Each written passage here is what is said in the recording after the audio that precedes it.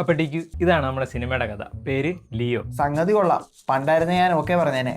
പക്ഷേ എന്താ ഒരു പക്ഷേ? അല്ല, പണ്ട് ഞാൻ ഒരു സ്ഥലത്തുനിന്ന് വേറൊരു സ്ഥലത്തോട്ട് ട്രാവൽ ചെയ്യുന്ന പടങ്ങൾ ഒരുപാട് ചെയ്യുമായിരുന്നു. ഒരു ട്രാവൽ ബാഗ് എൻ്റെ പടത്തിൽ മസ്റ്റ് ആയിരുന്നു. പക്ഷെ ഇപ്പോ അല്ല ഡിക്കു, ഇതൊരു കിടിലൻ കഥയാണ്. പിന്നെ ഇതിനകത്ത് അച്ഛന്റെ ക്യാരക്ടർ നമ്മുടെ മമ്മൂക്കയെ കൊണ്ട് ജയിക്കാം എന്നാണ് ഞാൻ വിചാരിക്കുന്നത്. ബെസ്റ്റ്, നല്ല ആളാ. ഇപ്പൊ ചെയ്യും, നോക്കിയിരുന്നു. ഓ, വില്ലൻ ക്യാരക്ടർ ആയതുകൊണ്ട് പുള്ളി ചെയ്യില്ലായിരിക്കും അല്ലേ? വില്ലൻ അതൊന്നും ഒരു പ്രശ്നമല്ല. ഇനിയിപ്പോ സ്ക്രീനിൽ പുള്ളിയെ കാണിക്കാതെ ഡയലോഗിൽ പുള്ളിയുടെ ശബ്ദം മാത്രമാണെങ്കിലും പുള്ളി വന്ന് ചെയ്യും. പിന്നെന്താ, എന്റെ കൂടെ അഭിനയിക്കുവാണെങ്കിൽ എന്റെ മകനായിട്ടേ അഭിനയിക്കത്തുള്ളൂന്നാ പറയുന്നേ. അങ്ങനെയാണെങ്കിൽ നമുക്ക് ലിയോയുടെ ക്യാരക്ടർ മമ്മൂക്കയെ കൊണ്ട് ചെയ്യിപ്പിച്ചിട്ട് അച്ഛന്റെ ക്യാരക്ടർ ലീക്ക് ചെയ്താലോ? ഞാനൊരു സജഷൻ പറയാം. എന്താണത്? ഈ കഥ നടക്കുന്നത് മുഴുവൻ പഴയ കാലഘട്ടത്തിലാക്ക്. വല്ല 70s-ലോ 80s-ലോ. പിന്നെ അതുപോലെ തൃഷ ചെയ്യുന്ന ക്യാരക്ടർ ഒരു രാജകുമാരി. ഇതൊന്നും അറിയാതെ ഞാൻ പുള്ളിക്കാരിയെ സ്നേഹിക്കുന്നു. പിന്നെ ക്ലൈമാക്സിൽ കാശ്മീരിൽ ഒരു ജയിലിൽ വെച്ച് എന്നെ തൂക്കിക്കൊല്ലുന്നതായിട്ടും ആക്ക്.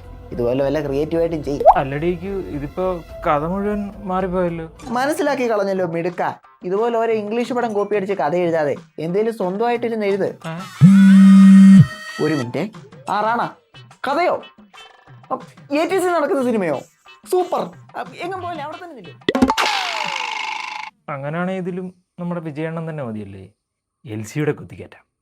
അപ്പൊ ഷൈനെ, ഇതാണ് DS ഇറേ. എന്തുവാ DS ഇറേ? വല്ല പൂച്ചാണ്ടിന്നോ കോക്കാച്ചിന്നോ ഒക്കെ ഇടുന്നതിന് പകരം മനുഷ്യന് വായിക്കൊള്ളാത്തോരോ പേരിട്ടുകൊണ്ട് വന്നോളൂ. അല്ലെ, കഥയ്ക്ക് ഈ പേരാണ് ചേരുന്നത്. ചേരുന്ന പേര് പോലും എനിക്കറിയാൻ പാടില്ലാഞ്ഞിട്ട് ചോദിക്കുക. തനിക്ക് ഈ മനുഷ്യനെ പേടിപ്പിക്കുന്ന സിനിമകൾ മാത്രമേ എടുക്കാൻ പറ്റത്തുള്ളൂ. അല്ല, അത് പിന്നെ ഈ കൊറോണയുടെ സമയത്തേ കുറെ പ്രേത സിനിമയുടെ കഥ എഴുതി വെച്ചിട്ടുണ്ട്, അതുകൊണ്ടാ. തീരെ ഒറ്റപ്പെട്ട വീട്, കാട്, ഇതൊക്കെ തന്നെയാണോ ഇതിലും? എന്തേലും ഒന്ന് പറ. അല്ലല്ല, ഇതിന് നല്ല ലക്ഷറി വീട്ടിൽ വരുന്ന ഒരു പ്രേതമാ. പോരാത്തിന് നായകൻ ഭയങ്കര റിച്ചുമാണ്.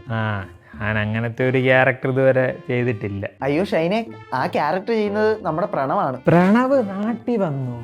വന്നു. ഇനി വല്ല മലയുടെ മണ്ടക്കോട്ടും കയറി പോകുന്നതിന് മുമ്പേ ഈ പടം പെട്ടെന്ന് ചെയ്ത് തീർക്കണം. അപ്പൊ ഞാൻ ഇതിൽ ഏത് ക്യാരക്ടറാ?